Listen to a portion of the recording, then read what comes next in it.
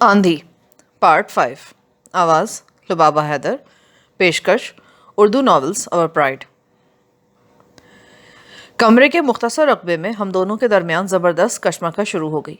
शर्मो हया को बालाए ताक रखकर मैं पूरी जिस्मानी ताकत से उसे रोकने की कोशिश कर रही थी और वो मेरे हाथों से निकल रहा था। उसकी कमीज़ फट गई थी और मेरे बाजुओं पर भी खराशें आ रही थीं। ताहम ये सारी जद्दोजहद खामोश थी। हमारे दरमियान जिन तेज़ फ़िक्रों का तबादला हो रहा था वो भी सरगोशियों में थे।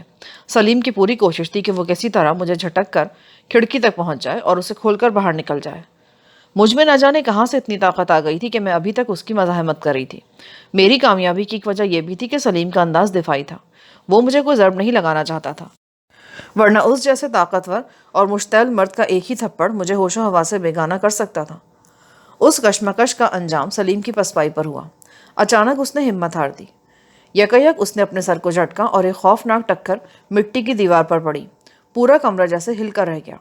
फिर यके बाद दीगरे वो दीवार से टक्करें मारने लगा। शायद आप इसे मुबालगा समझे। सलीम के सर की ज़रबों से यूं महसूस हो रहा था जैसे पूरा कमरा धड़ाम से हमारे ऊपर आ गिरेगा। उसके सर में कोई अजीब सी कुव्वत पोशीदा थी। मेरी निगाहों में वो मंजर घूम गया जब उसने हमारे घर के सामने कासिम आवान और उनके भाइयों को टक्करें मार मार कर उनका भुरकस निकाल दिया था। फिर हवेली में उसने जिस तरह लकड़ी की खिड़की तोड़ी, वो मंजर मरते दम तक मेरी आंखों में नक्श रहेगा। बड़ा ड्रामाई मंजर था वो। मैंने सलीम के बाल खींचकर उसे बमुश्किल इस पागलपन से रोका। धम धम की आवाज़ें सुनकर ज़ैनब कमरे के दरवाजे पर आ गई। उसने हल्की सी मखसूस दस्तक दी। सलीम अब माथा ज़मीन पर टेके हिचकियों से रो रहा था। उसका यह रवैया मेरी समझ से बाहर था। यूँ महसूस होता था कि कोई खौफनाक तरीन तूफान चढ़कर उतर गया हो। मैंने दरवाजे के पास जाकर ज़ैनब को बताया कि फ़िक्र की कोई बात नहीं, वो जाकर सो जाए। ज़ैनब चली गई तो मैं सलीम के पास ही ज़मीन पर बैठ गई। उस घड़ी में मुझे एक रूठा हुआ बच्चा महसूस हुआ। एक अजीब जज्बे के तहत मैंने उसका खुरदरा हाथ अपने हाथ में ले लिया और धीरे धीरे उसे समझाने लगी। हम दोनों के दरमियान वो अब तक एक तवील तरीन गुफ्तगू थी। मुख्तसर अल्फाज में यूँ समझ ले कि हमने उस रात अपने आइंदा दिनों की मनसूबाबंदी की। मैंने सलीम पर यह बात खोल दी कि मेरे लिए सबसे मुकद्दम चीज़ अपने बच्चे की सलामती है, बाकी सब उसके बाद आता है। मैं अपने बच्चे को हालात की इस आग से बचाकर कहीं दूर ले जाना चाहती हूँ, और ये इसी सूरत में हो सकता है जब हम तीनों अपने माजी से हर नाता तोड़ दें और उस जागीर के खुदाई फौजदारों के असर रसूख से दामन बचाकर कोई दूर दराज की पनाहगाह ढूंढ लें। मैंने सलीम को अपने नुक्ता नज़र समझाने की सरतोड़ कोशिश की और मुझे अंदाज़ा हुआ कि मैं उसमें किसी हद तक कामयाब हुई हूँ। मैंने तजवीज़ पेश की कि हम दोनों कराची निकल जाए और वहाँ फ़र्जी मियाँ बीवी की हैसियत से कम अज़ कम 2 बरस नहायत खामोशी से गुजार दें। मेरे पास जो जेवर है वो हमारी ज़रूरियात पूरी कर सकता है। अगर कोई सबब पैदा हुआ तो छोटा मोटा कारोबार भी किया जा सकता है। इस दौरान हम ये भी फ़ैसला कर लेंगे कि आइंदा ज़िंदगी हमने कैसे गुजारनी है। बहैसियत एक औरत मुझे मालूम था कि मेरी तजावीज़ में सलीम के लिए काफ़ी कशिश मौजूद है और मैं इस सिलसिले में मुखलिस भी थी। दरहकीकत मैं माजी को भूलकर एक अलग नई ज़िंदगी शुरू करने की ख्वाह थी। ऐसी ज़िंदगी जिसमें मेरा बच्चा मुस्तकबिल की आफतों से महफूज रह सके। लेकिन इंसान सोचता कुछ है और होता कुछ है। मैं भी आने वाली घड़ियों से यकसर बेखबर थी। सलीम को अपनी तजावीज़ पर नीम रजामंद करने के बाद मैं मुतमईन हो गई। ज़ैनब के घर में अगला दिन हमने रवानगी की तैयारियों में गुजारा। फैसला हुआ कि कल सुबह 3-4 बजे हम पक्की सड़क की तरफ रवाना हो जाएंगे और 6 बजे वाली पहली बस के ज़रिए झंग पहुंच जाएंगे। ज़ैनब के घर में वो हमारी आखिरी रात थी। सलीम सरे शामी सो गया। करीबन 9 बजे बच्चे को दूध पिलाकर मैं भी सोने के लिए लेट गई। उस वक्त मेरी निगाह सलीम के पिस्तौल पर पड़ी। मुझे लगा जैसे दीवार से लटका हुआ पिस्तौल खून में रंगा है। उस खून में मेरे शौहर का खून शामिल था और उन लोगों का भी जिन्होंने अभी इस पिस्तौल से कत्ल होना था। मुझे उस खूनी हथियार से शदीद खौफ महसूस हुआ। यह हथियार सलीम को और उसके साथ मुझे भी संगीन तरीन मुजरिमों की सफ़ में खड़ा कर सकता था। गैर इरादी तौर पर मेरे हाथ उस पिस्तौल की तरफ बढ़ गए। मैंने उसे होल्स्टर से निकाला, सोए हुए सलीम पर एक निगाह डाली और बाहिस्तगी खिड़की के पास पहुंच गई। खिड़की खोलकर मैंने बाहर झांका। मेरे सामने 10-15 फुट चौड़ी गली थी और गली के दूसरे सिरे पर काई जमे जौहड़ की सतह थी। उस जौहड़ में सारा दिन गांव की बतखें कै कै करती रहती थीं। उस वक्त हर सू ठिठरी हुई खामोशी थी। लिहाजा मैंने पिस्तौल उछालकर जौहड़ में फेंका तो पानी में छपाके की आवाज़ दूर तक चली गई। मैंने खिड़की बंद की और वापस आकर इत्मीनान से लिहाफ में लेट गई। सोने से पहले मैंने अपनी 2 तलाई चूड़ियाँ उतारी और तकिए के नीचे रख दी। मैं चाहती थी कि ये चूड़ियाँ ज़ैनब को मेरे जाने के बाद मिलें।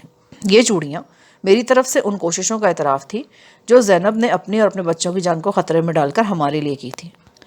ख्यालों के ताने बाने बुनते ना जाने किस घड़ी आँख लग गई। दोबारा आँख खुली तो एक नामानूस शोर फैला हुआ था। मैं और सलीम साथ साथ ही उठे थे। सहन में चीखों पुकार की आवाज़ें आ रही थी। फिर खौफनाक धमाके सुनाई दी और यके बाद दीगरे कई गोलियां आकर दरवाजे को लगी। मैंने आने कुफल टूटकर नीचे गिरने की आवाज़ सुनी। तब एक कड़कदार आवाज़ सुनाई दी। किसी ने हम दोनों को मुश्तरका गाली दी और बोला, दरवाज़ा खोलकर बाहर आ जाओ, वरना अंदर ही भून कर रख दिए जाओगे। मुझे लगा जैसे मैं अभी तक ख्वाब देख रही हूँ, लेकिन नहीं, ये सब कुछ हकीकत था। सलीम ने मुझे खिड़की की तरफ धकेला और ख़ुद अपने होस्टर की तरफ बढ़ा। होस्टर खाली था। वो एक लम्हे को चकरा कर रह गया। पिस्तौल कहाँ है? मैं भला क्या जवाब देती। उसने जल्दी से तकिया उठाया, चारपाई के नीचे देखा, मगर वो वहाँ होता तो मिलता ना। सना, तुम भाग जाओ। अभी उसका जुमला पूरा नहीं हुआ था कि दरवाज़ा एक धमाके से खुला और 2 पिस्तौल बरदार दंदनाते हुए अंदर आ गए। अगले शख्स के पिस्तौल से शोला निकला और सलीम अपना घुटना पकड़कर दोहरा हो गया। मैंने फरहान को सीने से लगाया और चीख कर एक कोने में दिबक गई। 3 अफराद ने सलीम को जकड़ना चाहा तो वो पूरी वहशत के साथ उनसे भिड़ गया। मैंने 2 अफराद को उसकी टक्करें खाकर लड़खड़ाते देखा। तीसरे ने उसके सर पर रिवॉल्वर का दस्ता मारना चाहा, मगर उसने सर बचाकर हमलावर के सीने पर ऐसी टांग मारी कि वो उछलकर मेरे कदमों में आन गिरा। उस वक्त एक शख्स अकब से आया और उसने 1 फुट लंबा छुरा नहायत बेदर्दी से सलीम की कमर में घोंप दिया। वो करहा कर घुटनों के बल गिरा। मेरी आंखों को कुछ और देखने की ताब नहीं थी। खिड़की बुलंदी पर थी और मैं उसमें से कूदकर बाहर नहीं निकल सकती थी। निजात का वाहिद रास्ता दरवाज़ा था। मैं फरहान के साथ झुकती और लपकती हुई दरवाजे की तरफ गई और उससे निकलकर बरामदे में आ गई। अभी चंद कदम ही आगे गई थी कि किसी ने अकब से ज़ोरदार धक्का दिया। मैं औंधे मुँह गिरी। फरहान मेरी बाहों से निकलकर दूर तक लुढ़कता और चीखता गया और उस वक्त मेरी निगाह अपने देवर शुजा पर पड़ी। उसके साथ एक लंबा तड़ंगा शख्स और था। दोनों की आंखों से चिंगारियां फूट रही थीं। मैंने उठकर बेताबाना फरहान की तरफ लपकना चाहा, लेकिन 3 साए बलाओं की तरह मुझ पर झपटे और मुझे जकड़ लिया। शुजा बड़े खौफनाक अंदाज में फरहान की तरफ बढ़ा। इससे पहले कि उसके खूनी हाथ उस बेगुनाह की गर्दन तक पहुंचते, अंधेरे से एक औरत चील की तरह झपटी और फरहान को सीने से लगाकर लंगड़ाती हुई बैरूनी दरवाजे की तरफ भागी। वो ज़ैनब थी। भागने ना पाए, लंबे तड़ंगे शख्स ने चिल्लाकर कहा। उसके साथ ही वो मेरे देवर के साथ खुद भी बाहर को भागा।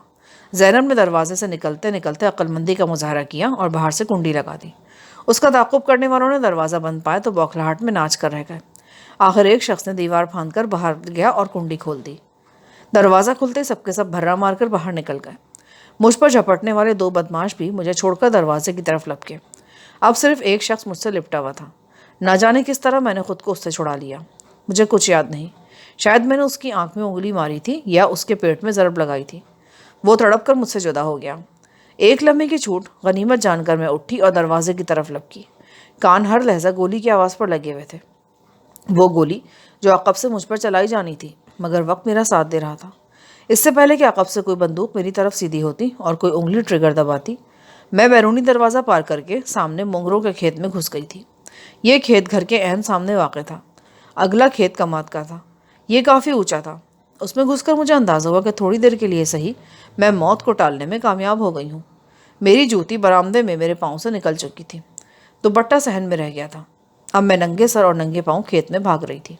खेत के ऊंचे नीचे वट्टों पर तलवों के ज़ख्मी होने का काफ़ी से ज़्यादा सामान मौजूद था और मेरे तलवे ज़ख्मी भी हो रहे थे। ताहम उस वक्त ये तकलीफ़ ना होने के बराबर थी। मैं अपने अक़ब में हाहाकार सुन रही थी। जागीरदार के कारिंदे फैलकर मेरे ताक़ुब में आ रहे थे। फिर मेरे कानों में एक और आवाज़ पड़ी और मैं सरतापा लरस गई। ये कुत्तों की आवाज़ थी। हवेली के शिकारी कुत्तों को मैं अच्छी तरह जानती थी। ऐसे ही चंद कुत्तों को हमने हवेली से फरार होते वक्त गोली मारी थी। ये ताज़ी कुत्ते ख़ास तौर पर सुधाए गए थे और मरते दम तक अपने शिकार का पीछा नहीं छोड़ते थे। एक दफ़ा मैं हवेली में उन दरिंदों की दरिंदगी का मुजाहरा देख चुकी थी। उन्होंने हवेली की मुलाजमा के एक मासूम बच्चे को, जो गलती से कुत्तों की तरफ चला गया था, पलक झपकते में तिक्का बोटी कर दिया था।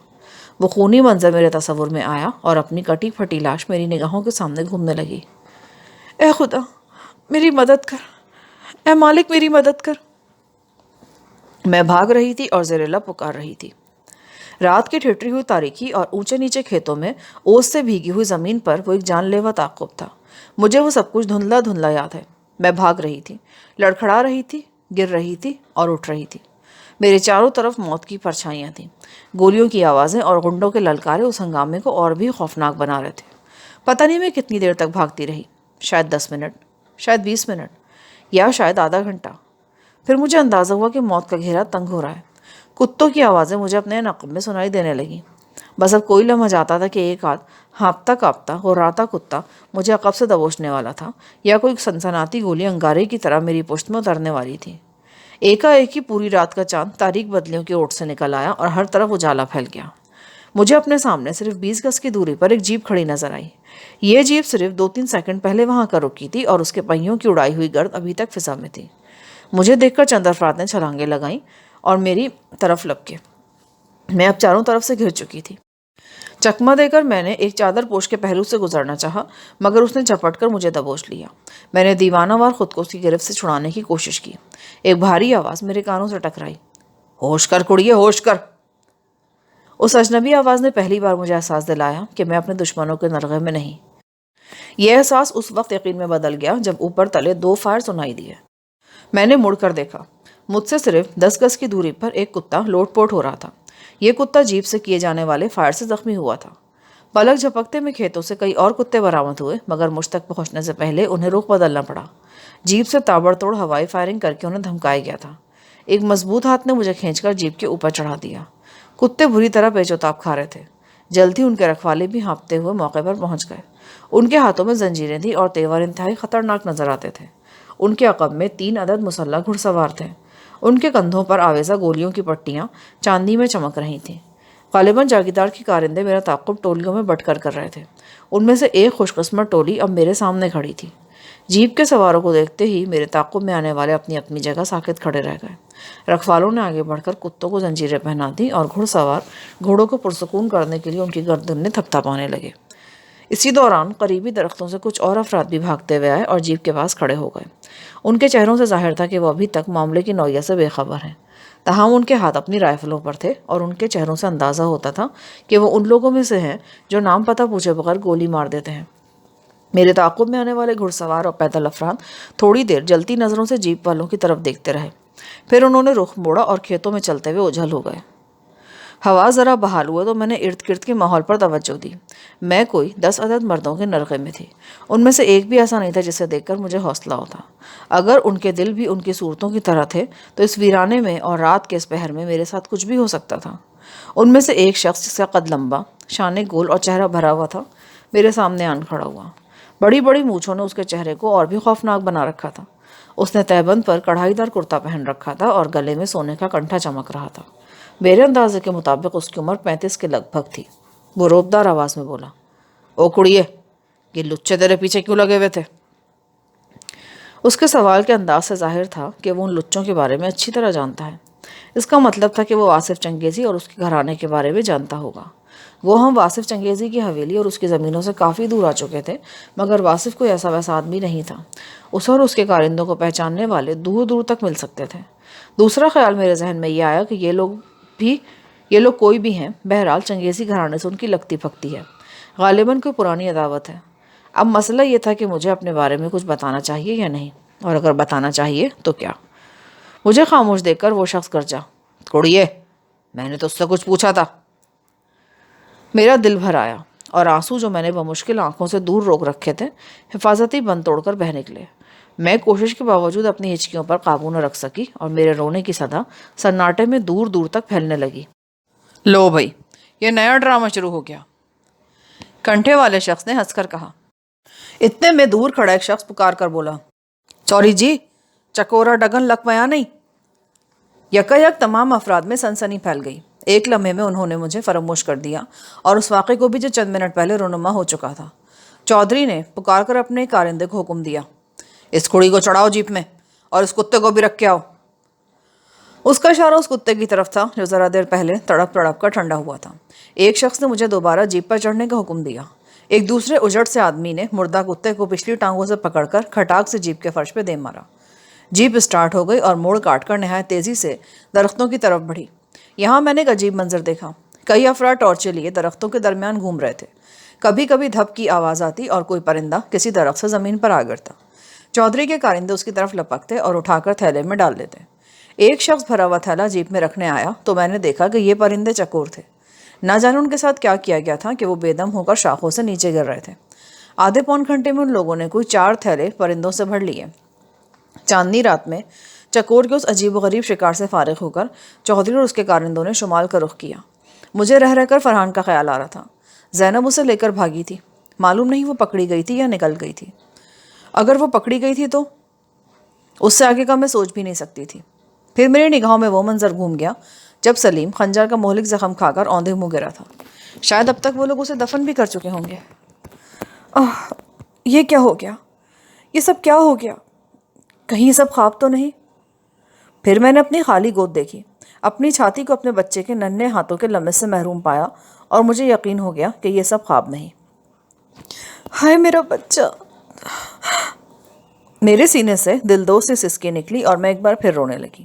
میرے ساتھ بیٹھے ہوئے چودھری نے مجھے حوصلہ دیتے ہوئے کہا، ذرا سا بھر کر کڑیے، گھر پہنچ کر تیری ساری کہانی سنیں گے، اور اگر تیری مدد بھی کر سکے نا تو ضرور کریں گے۔ جیپ لہراتی ہوئی برگد کے 2 بڑے درختوں کے نیچے رک گئی۔ اس کے پیچھے پیچھے گھڑ سوار بھی یہاں کر ٹھہر گئے۔ یہ ایک ویران جگہ تھی۔ ایک طرف چند کچے کوٹھے تھے، کوٹھوں کے سامنے دھونی رچی ہوئی تھی اور ایک دروازے کے اندر سے لالٹین کی روشنی بھی آ رہی تھی۔ گھوڑوں کی ہنہناہٹ اور جیپ کی کھڑکھڑاہٹ سن کر ایک عمر رسیدہ شخص لالٹین تھامے کوٹھے سے باہر نکل آیا۔ اتنی سخت سردی میں بھی اس کے جسم پر ایک لنگوٹی کے سوا اور کچھ نہیں تھا۔ اسے دیکھ کر چودھری نے اپنے کارندے سے کہا، ہاشو، 2 تھیلے بابا جی کے لیے۔ پھر اس نے بوڑھے کو مخاطب کر کے ہانک لگائی، بابا جی اپنا حصہ لے لیں آ کر۔ بوڑھا جھک کر چلتا ہوا جیپ کے پاس آیا۔ اس کے گلے میں مالائیں تھیں اور ہولیا ملنگوں جیسا تھا۔ ہاشو نامی کارندے نے چکوروں سے بھرے ہوئے 2 تھیلے بوڑھے کے قدموں میں رکھ دیے۔ بوڑھے نے دونوں ہاتھ اٹھا کر درویشانہ انداز میں دعا دی، اللہ تجھے تیرے مقصد میں کامیاب کرے، تو فقیروں کو خوش کرتا ہے اور اوپر والا تجھے خوش کرے۔ چودھری نے جیب سے کچھ نوٹ نکالے اور ملنگ کے ہاتھ میں تھما کر کہا، بابا یہ لنگر کی روٹی کے لیے۔ یہ روپے بھی فقیرانہ شان کے ساتھ رکھ لیے گئے۔ جیپ ایک جھٹکے سے آگے بڑھی اور چند اونچے نیچے راستوں پر سفر کرنے کے بعد ایک گاؤں میں داخل ہو گئی۔ رات کے اس پہر چودھری کا استقبال کرنے کے لیے گاؤں کے آوارہ کتوں کے سوا اور کون آ سکتا تھا؟ سو وہ آئے اور ان کی 2 رویا قطار سے گزر کر جیپ پرانی طرز کی حویلی کے سامنے جا رکی۔ یہ مکان نما حویلی خالص دیہاتی طرز کی تھی۔ اس کے کھلے پھاٹک سے گزر کر جیپ احاطے میں پہنچی۔ میرے ذہن میں کلبلاتے ہوئے اندیشے چنگھاڑنے لگے۔ گاؤں سو رہا تھا اور میں اجنبی مردوں کے ساتھ ایک اجنبی 4 دیواری میں تھی۔ چودھری کے کہنے پر میں جیپ سے تو اتر آئی، مگر اب میرا ہر قدم من کا ہو چکا تھا۔ چودھری کی تیز نظروں نے میری ہچکچاہٹ کو محسوس کیا۔ وہ اپنے نوکر سے بولا، وہ جاؤ اے ہاشو، رضیہ کو بلا کر لا اور اسے زنان خانے میں لے جائے۔ وہ رضیہ کا نام سن کر میری جان میں جان آئی۔ اس کا مطلب تھا کہ اس 4 دیواری میں عورتیں بھی موجود تھیں۔ تاہم میرا یہ اطمینان دیر پا ثابت نہیں ہوا۔ چودھری اپنی بات مکمل کرتے ہوئے بولا، میں ابھی تھانے دار کو لے کے آتا ہوں اس کا بیان لینے کے لیے۔ پولیس کا نام سنتے ہی میری آنکھوں کے سامنے اندھیرا چھا گیا۔ میں مظلوم ہونے کے باوجود بھی مجرم تھی۔ مجھ پر اپنے شوہر کے قتل کا الزام تھا اور قانون کے کاغذوں میں میں مفرور تھی۔ نہیں چودھری صاحب، پولیس کو اطلاع نہ دینا، میں آپ کو سب کچھ بتا دوں گی، میں آپ کو سب کچھ بتا دیتی ہوں، لیکن ایک بار پھر الفاظ میرے حلق میں گھٹ گئے اور میں ہچکیوں سے رونے لگی۔ چودھری اور موقع پر موجود دوسرے افراد میری طرف گہری نظروں سے دیکھ رہے تھے۔ ان کی نظروں کی چبھن میں بہت دیر پہلے سے محسوس کر رہی تھی۔ یوں محسوس ہوتا تھا کہ میرے بتانے سے پہلے یہ لوگ میرے بارے میں بہت کچھ جانتے ہیں۔ یہ گمان بھی ہو رہا تھا کہ چودھری نے پولیس کی بات صرف میرا رد عمل دیکھنے کے لیے کی ہے۔ بہرحال اس موقع پر میں یقین سے کچھ نہیں کہہ سکتی تھی۔ ہو سکتا تھا یہ سب میرا وہم ہو۔ میرے جسم پر اس وقت ایک بوسیدہ سا دیہاتی لباس تھا۔ در حقیقت میں زینب کی اترن پہنے ہوئے تھی۔ اپنی بول چال سے بھی میں نے کسی طرح کے شہری پن کا اظہار نہیں ہونے دیا تھا۔ ہاتھوں کی طلائی چوڑیاں ابھی تک کسی نے نہیں دیکھی تھی۔ جو واحد شے ان لوگوں کو کسی شبہ میں مبتلا کر سکتی تھی وہ میرے کانوں کے وزنی جھمکے تھے۔ میں انہیں بھی بار بار اپنے بالوں میں چھپانے کی کوشش کرتی رہی تھی۔ چودھری نے اپنی گرم چادر میرے سر پر ڈال دی اور رضیہ نامی عورت سے بولا، چل اس کو اندر لے جا۔ پھر مجھ سے مخاطب ہو کر بولا، اچھا کڑیے چپ کر جا، ہم نہیں بتاتے پولیس کو۔ رضیہ نے میرے بازو کو تھاما اور لے کر زنان خانے کی طرف چل دی۔ زنان خانہ ایک وسیع برآمدے اور 5-6 کمروں پر مشتمل تھا۔ برآمدے کے کچے ستونوں سے 2 روشن لالٹینیں لٹک رہی تھیں۔ میری آمد کی خبر یہاں تک پھیل چکی تھی اور بہت سی عورتیں مجھے دیکھنے کے لیے جمع تھیں۔ یہ سب کی سب سوئی ہوئی اٹھی تھیں، بال بکھرے ہوئے، ہونٹ اور آنکھیں سوجی سوجی، لباس چکن چکن۔ ان میں 2-3 بوڑھی عورتیں بھی شامل تھیں۔ باقی کی عمریں 15 اور 30 کے درمیان تھیں۔ ان سب کی نگاہوں میں بھی مجھے وہی چبھن محسوس ہوئی جو اس سے پہلے میں مردوں کی نگاہوں میں محسوس کر چکی تھی۔ 1-2 کے ہونٹوں پر دبی دبی مسکراہٹیں بھی نظر آئیں۔ پھر 25-30 बरस की एक दराज कद खूबरू औरत आगे बढ़ी। उसने मोहब्बत से मेरा बाजू थाम लिया। आ बहन, खड़ी क्यों है? इधर आराम से बैठ जा। एक बूढ़ी औरत ने कहा, हमीदा, इधर सर्दी है, इसे अपने कमरे में ले जा, वैसे भी घबराई हुई है बेचारी। फिर वो दूसरी औरतों और लड़कियों को डांट कर बोली, चलो री, चलो अपने अपने ठिकाने पर चलो, कोई तमाशा नहीं लगा हुआ। औरतें, जिनमें ज़्यादातर मुलाजमाएं थीं, मुख्तलिफ कमरों की तरफ खिसक गईं। बुढ़िया की आवाज़ हुक्म का दर्जा रखती थी। हमीदा नामी वो औरत मुझे लेकर एक कमरे में आ गई। एक ताकदान में लालटेन रोशन थी। ये कमरा देहाती अंदाज में सजा हुआ था। मिट्टी से पोती हुई दीवारों पर रंगीन नक्शो निगार, अलमारियों में बर्तनों की कतारें। एक कोने में अनाज का जखीरा करने वाला भड़ोला पड़ा था। दूसरे कोने में चारपाइयों को ऊपर नीचे रखकर छत तक पहुंचा दिया गया था। मेरे आने से पहले कमरे में हमीदा के अलावा 2-3 और औरतें भी सो रही थीं। हमीदा ने उन सबको दूसरे कमरे में जाने की हिदायत की। अब हम दोनों तन्हा थीं।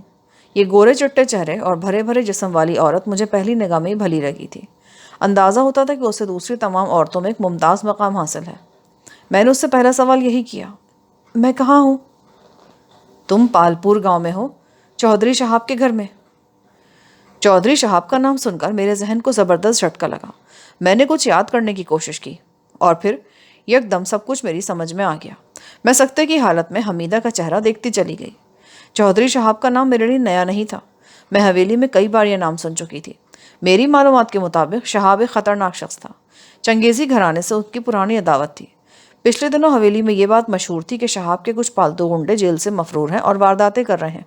हवेली में ख़तरा जाहिर किया जा रहा था कि ये लोग हवेली का रुख भी कर सकते हैं, और अब मैं उसी चौधरी साहब के घर में थी। हालात का धारा मुझे बहाकर कहाँ से कहाँ ले आया था।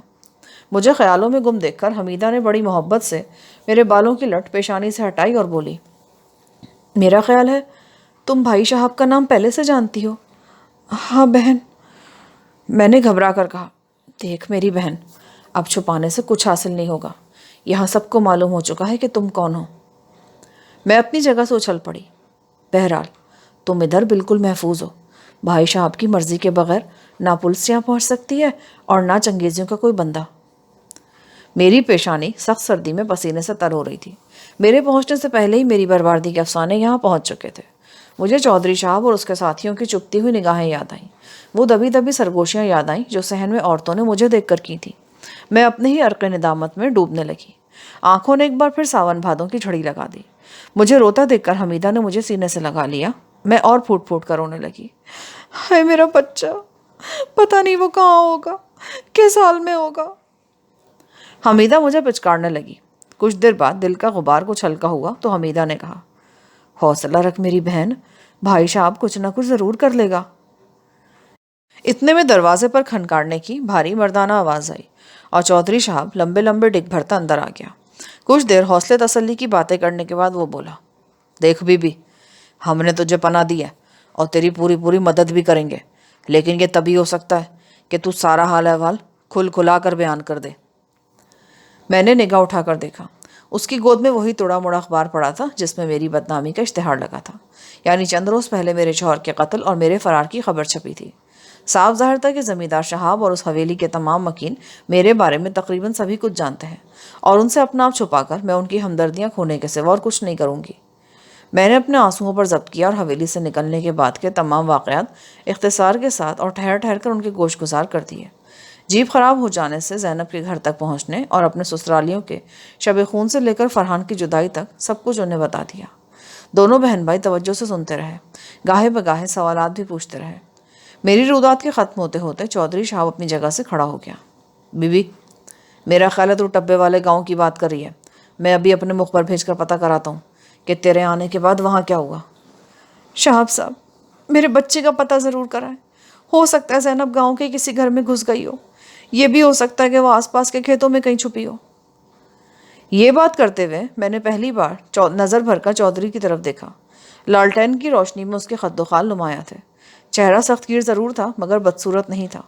वो सरतापा एक देहाती बाशिंदा नज़र आ रहा था। अगले 5-6 रोज़ मेरे लिए बेहद हिजानखेज़ थे। मुझे यूँ लग रहा था कि मेरे पाँव ज़मीन से उखड़ चुके हैं और मैं ज़रा ज़रा होकर फ़िज़ाओं में बिखरी हुई हूँ। कुछ समझ नहीं आ रहा था कि मेरे साथ क्या हो रहा है। सिर्फ 2 बरस कबल कॉलेज जाने और ख्वाब देखने वाली लड़की किन अनदेखे रास्तों पर निकल आई थी।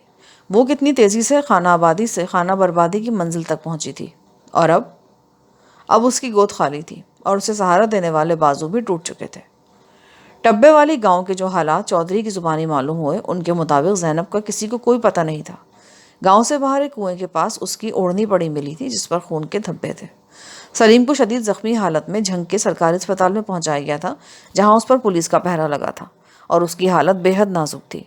چودھری کے بندوں نے اپنے طور پر سراغ لگایا تھا کہ اس سارے واقعے کا ذمہ دار زینب کا بھائی تھا، وہی بھائی جو میری طلائی چوڑی بیچنے شہر گیا تھا۔ زینب نے اس پر اعتماد کرتے ہوئے اسے ہمارے بارے میں سب کچھ بتا دیا تھا۔ اس نے نام کے لالچ میں آ کر میرے سسرالی رشتہ داروں کو میرے اور سلیم کے متعلق اطلاع دے دی، اور وہ ہم دونوں بلکہ فرحان سمیت تینوں کا قصہ پاک کرنے کے لیے ٹبے والی گاؤں پہنچ گئے۔ چودھری نے بتایا کہ میرے آدمی زینب کے بھائی کو پکڑ کر لے آتے، مگر اسے کسی طرح بھنک پڑ گئی اور وہ گاؤں سے غائب ہو گیا۔ اب صورتحال یہ تھی کہ میرے سسرال والوں کو، جو میرے جانی دشمن تھے، میرے نئے ٹھکانے کا علم ہو چکا تھا۔ وہ بخوبی جانتے تھے کہ میں اس وقت پالپور گاؤں میں زمیندار شہاب کی تحویل میں ہوں۔ زمیندار شہاب کوئی معمولی آدمی نہیں تھا، ورنہ اب تک میرے ساتھ ساتھ اس کے بھی کئی ٹکڑے ہو چکے ہوتے۔ میرے سسرالیوں کے سامنے اب دو راستے تھے۔ اول یہ کہ وہ براہ راست پولیس میں جا کر اطلاع دیں اور انہیں بتائیں کہ ان کی مفرور قاتلہ اس وقت چودھری شہاب کی حویلی میں ہے۔ دوسرا راستہ یہ تھا کہ وہ پولیس کو بیچ میں لائے بغیر اپنے طور پر بزور بازو یہ معاملہ نپٹانے کی کوشش کریں۔ چودھری کو پختہ یقین تھا کہ چنگیزی دوسرا راستہ ہی اختیار کریں گے۔ اس کا کہنا تھا کہ یہ ان کے خاندان کا رواج ہے، اور وقت گزرنے کے ساتھ ساتھ اس کا اندازہ درست ثابت ہو رہا تھا۔ 5-6 روز گزرنے کے باوجود ابھی تک پولیس نے اپنی شکل نہیں دکھائی تھی، حالانکہ انہیں وقوع کے 4-5 گھنٹے بعد ہی چودھری شہاب کے دروازے پر پہنچ جانا چاہیے تھا۔ اس کا مطلب یہ تھا کہ یہ خاموشی کسی طوفان کا پیش خیمہ بنے گی۔ تاہم چودھری ہر صورتحال کے لیے تیار تھا۔ اس نے بڑے اعتماد سے کہا تھا، بی بی، اگر پولیس بھی آئی نا تو اسے شہاب کی حویلی سے کچھ نہیں ملے گا۔ اب دیکھنا یہ تھا کہ پولیس آتی ہے یا میرا دیور شجاع اپنے پالتو گنڈوں کے ساتھ حملہ آور ہوتا ہے۔ کسی تیسرے کی طرف دھیان نہیں تھا۔ جو کچھ ہوا وہ قطعی غیر متوقع تھا۔ وہ ایک سرد دوپہر تھی۔ 2-3 روز بعد تھوڑی سی دھوپ نکلی تھی۔ حمیدہ نے بااصرار میرا سر دھلوایا اور چھت پر جا کر میرے بالوں میں کنگھی کرنے لگی۔ اسی دوران اس کی والدہ نے اسے نیچے صحن سے آواز دی۔ وہ نیچے چلی گئی۔ میں بھی نیچے جانے کے لیے کھڑی ہوئی۔ جوتی تلاش کر کے پہنی تو ایک دم چونکنا پڑا۔ بائیں پاؤں کی انگلیاں جوتی کے اندر کسی شے سے ٹکرائیں۔ یہ ایک بند جوتی تھی جسے عام زبان میں پمپی بھی کہا جاتا ہے۔ جوتی کے اندر کوئی کاغذ ٹھونسا ہوا تھا۔ میں نے پاؤں نکال کر یہ کاغذ باہر کھینچا۔ یہ ایک مڑا توڑا نیلا لفافہ تھا۔ اس پر نیلی سیاہی میں ثنا محمود کے الفاظ دیکھ کر میرا دل دھڑک اٹھا۔ یہ لفافہ یہاں کیسے آیا؟ اور اس پر میرا نام؟ اچانک ہی مجھے کسی گمبھیر خدشے کا احساس ہوا۔ میں نے لفافہ لباس میں چھپایا اور تیز تیز قدموں سے سیڑھیاں اتر کر نیچے کمرے میں آ گئی۔ اندر سے کنڈی چڑھا کر میں نے دھڑکتے دل سے لفافہ کھولا۔ اندر کاپی سائز کا ایک کاغذ تھا اور زخموں پر باندھنے والی ایک سوتی پٹی کا ایک ٹکڑا تھا۔ ٹکڑے کی 4 تہیں کی گئی تھیں۔ ان تہوں میں سفید روئی رکھی ہوئی تھی۔ میں نے جلدی سے روئی کھول کر دیکھا۔ میری آنکھیں دہشت سے پھٹی رہ گئیں۔ روئی پر خون کے سرخ دھبے تھے اور ان دھبوں کے درمیان ایک ننھے منھے بچے کی انگلی کی پور رکھی تھی۔ پور کو ناخن سمیت کاٹا گیا تھا اور کٹے ہوئے کنارے ہلکے سیاہ ہو چکے تھے۔ گوشت کی سیاہی مائل سرخی کے اندر سے نرم ہڈی کی سفیدی جھانک رہی تھی۔ میں جیسے پتھر کی ہو گئی۔ میری آنکھیں بھی پتھر آ گئیں اور میرا دماغ بھی۔ میں جسم کے اس ٹکڑے کو پہچان سکتی تھی۔ یہ تو ایک پوری پور تھی۔ اگر اس انگلی کا 1/1000واں حصہ بھی ہوتا تو شاید میں پہچان لیتی۔ یہ ننھی پور میرے جسم کا حصہ تھی۔ یہ بارہا میری چھاتی پر رنگی تھی اور بارہا میرے ہونٹوں نے اسے چوما تھا۔ میں اسے کیوں نہ پہچانتی؟ کیوں نیم پاگل نہ ہو جاتی؟ میری نگاہیں، میری لرزتی کانپتی نگاہیں کاپی سائز کے صفحے پر جم گئیں۔ لکھا تھا، ثنا محمود، یہ تیرے بچے کی انگلی ہے، بڑے پیار سے کاٹی ہے۔ پھر بھی کمبخت بڑا رویا چلایا۔ 3 گھنٹے ہو چکے ہیں، ابھی تک شیطان نے منہ میں زبان نہیں ڈالی۔ مجبوری ہے بھائی، اب خواب آور انجیکشن لگانا ہی پڑے گا، بچے کو نہیں، خود مجھے اپنے آپ کو بھی، آخر سونا بھی تو ہے۔ ایسے ہی 5 انجیکشن میرے پاس اور رکھے ہیں، شاید اگلے ہفتے تک کام آ جائیں۔ تم سے خط و کتابت کا سلسلہ بھی ساتھ ساتھ جاری رہے گا۔ شاید پرسوں تمہیں ایک ایسا خط اور ملے۔ اگر یہ خط و کتابت تمہیں پسند نہیں تو کل رات 8 اور 10 بجے کے درمیان خانقاہ ڈوگرا کے سامنے روہی نالے کی دوسری پلی پر پہنچ جاؤ۔ پڑھی لکھی ہو، میرا خیال ہے بتانے کی ضرورت نہیں کہ تمہیں تنہا ہونا چاہیے۔ ویسے اگر تم کسی چاچے مامے یا TIG کمشنر وغیرہ کو ساتھ لانے میں انٹرسٹڈ ہو تو مجھے اس پر بھی کوئی اعتراض نہیں، تاہم اس کے بعد نتائج کی ذمہ داری تم پر ہوگی۔ ہو سکتا ہے ان چھوٹے چھوٹے لفافوں کے بجائے مجھے ایک بڑا پارسل ارسال کرنا پڑ جائے. تمہارا خیر خواہ. نظر آنے والی ہر شے میری نگاہوں کے سامنے گھومنے لگی. ذہن میں تیز آندھیاں سی چل رہی تھیں. اس کا مطلب تھا میرا بچہ میرے سسرالی رشتہ داروں کے قبضے میں ہے اور انہی میں سے کسی نے مجھے یہ خط لکھا ہے. لکھنے والا کون تھا اور مجھے بلانے سے اس کا کیا مقصد تھا، اس بارے میں فی الحال کچھ نہیں کہہ سکتی تھی. فوری طور پر میرے ذہن میں سوال آئے کہ یہ نیلا لفافہ میری جوتی میں پہنچا کیسے. غالباً یہ گھڑی کے کسی ملازم یا ملازمہ کا کام تھا. یہ بھی ممکن تھا کہ کسی آنے جانے والے نے ہوشیاری سے لفافہ میری جوتی میں رکھ دیا ہو. اس گھر کا معمول تھا کہ روزانہ صبح کے وقت زنان خانے میں لسی کے 4-5 بڑے بھرے ہوئی چاٹیاں رکھ دی جاتی تھیں. زنان خانے کی سب سے عمر رسیدہ عورت جو رشتے میں چودھری صاحب کی پھپھی لگتی تھی ان چاٹیوں پر بیٹھ جاتی اور گاؤں کی عورتیں اور بچے قطار اندر قطار زنان خانے میں آنے لگتے تھے. ان کے ہاتھوں میں ڈول، بالٹیاں اور گڑوے ہوتے تھے. یہ لوگ 10-11 بجے تک لسی کے لیے آتے رہتے تھے. ممکن تو ان میں سے کسی نے لفافہ جوتی میں گھسیڑ دیا ہو. میں نے روتے ہوئے اس چھوٹی سی پور کو سینے سے لگایا اور نڈھال ہو کر بستر پر گر پڑی. یہاں پر پارٹ 5 کا اختتام ہوتا ہے. آگے کہانی سننے کے لیے پارٹ 6 سماعت فرمائیں.